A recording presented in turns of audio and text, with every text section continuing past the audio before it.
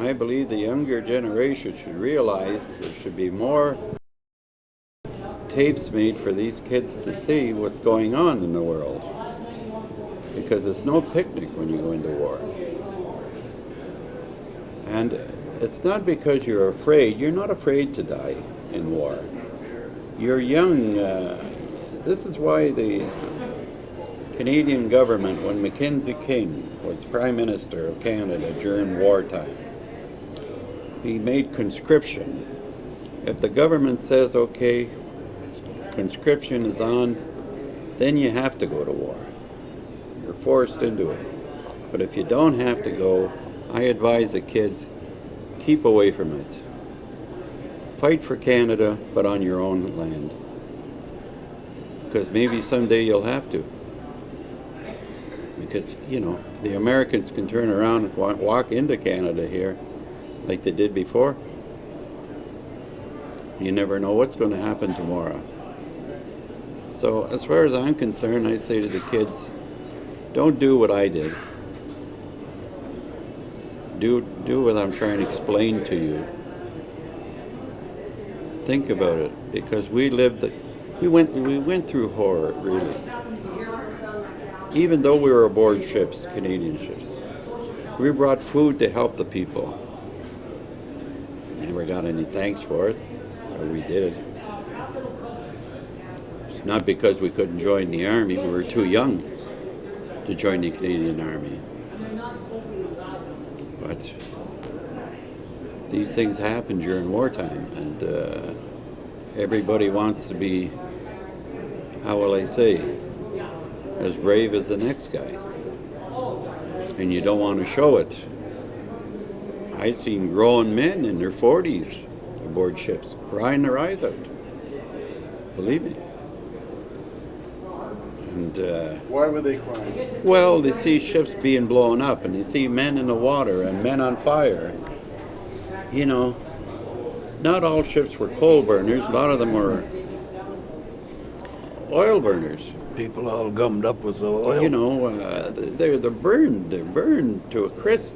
You see them in the water. They burnt like a cinder.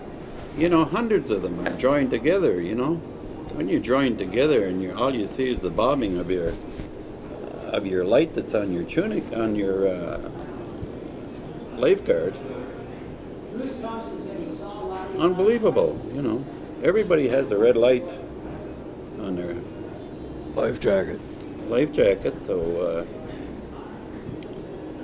and that's just supposed to keep bobbing up and down to keep you alive. But I can recall when we went across the Atlantic, when these men were torpedoed by German U-boats, and when they hit the water, it was an oil burner. And when you get an oil burner, it explodes. Everything explodes. They're in the oil. The men are just all greased up. But when they came to pull them out of the water, these men, they had no bodies. All the bodies were all eaten up by the sharks. Shark-infested waters. All that was left was the torso, and the men were floating in the water with their life jackets. You know, many men died by the sharks. Eh? A lot of them. Unbelievable. Yeah. Unbelievable. And by the flames, same thing. Yeah, just breathing and being in the oil. That's that right. In itself, breathing Chokes that you. and swallowing the oil, that'd kill you. You know, it'd be a slower death, but it'd still kill you. Do you have any words of wisdom for kids about the war, what you see? Yeah. To steal a line from young people, make love, not war. But other than that, I don't know how much I've learned, but I kind of figure arbitration or something is a lot better than guns. I don't know what else I can say except that war is stupid. And I think of some of the people that promote it, were put in the front lines, and I think the war would be over a lot sooner.